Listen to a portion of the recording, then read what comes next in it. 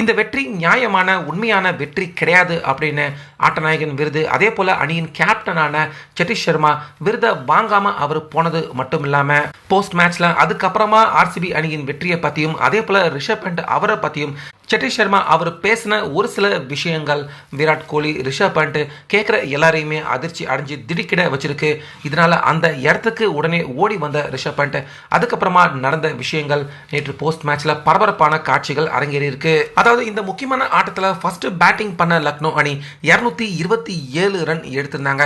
முக்கியமா ரிஷப் பண்ட் அபாரமா சூப்பரா பேட்டிங் பண்ணி இன்னைக்கு தான் ரொம்ப நாள் கழிச்சு ஒரு செஞ்சுரியை அடிச்சு அவருடைய பல்டி அடிக்கிற செலிப்ரேஷனையும் ரிஷப் பண்ட் செலிப்ரேட் பண்ணியிருந்தாரு. இப்படி இருக்க 200க்கு மேல டார்கெட்டா அப்படின்னாலே எப்பயுமே திணற ஆர்சிபி அணி நேற்று தான் ரொம்ப நாள் கழிச்சு, அதுவும் 227 அப்படிங்கிறது ரொம்ப சாதாரண ஒரு டார்கெட் கிடையாது. ஐபிஎல் வரலாற்றில் இது ஒரு ஹிஸ்டரி டார்கெட் அப்படின்னே சொல்லலாம். ஆர்சிபி அணிக்கு அவ்வளவு கடினமான டார்கெட்டை விராட் கோலி அவருடைய அபாரமான அரை சதம், மயங்க் அகர்வால் அவருடைய பார்ட்னர்ஷிப், கடைசி நேரத்தில் நின்று விளையாண்டு ஒரு அற்புதமான கேப்டன் இன்னிங்ஸ் 85 ரன்கள் அடிச்சாரு சதீஷ் சர்மா. அதனால தான் அவருக்கு ஆட்ட நாயகன் விருது தரப்பட்டிருந்தது.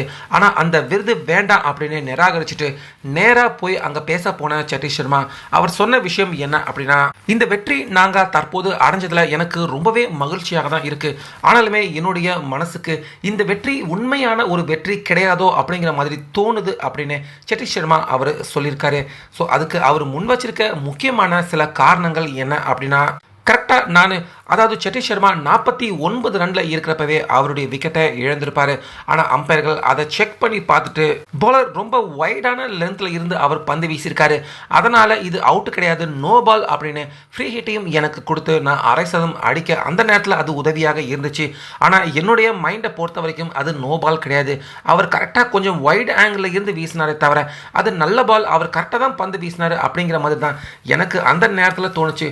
ஆனால் டீமை ஜெயிக்க வைக்கணுமே, என்ன பண்றது அப்படின்னு அந்த நோபாலை அக்செப்ட் பண்ணிட்டு அதுக்கப்புறமா அரை சதம் அடிச்சு தொடர்ந்து பேட்டிங் பண்ணப்ப மீண்டும் டிவேஷ் அவர் கையால் மேன் கட் முறையில் விக்கெட்டை இழக்க வேண்டிய நிலைமை ஏற்பட்டுச்சு.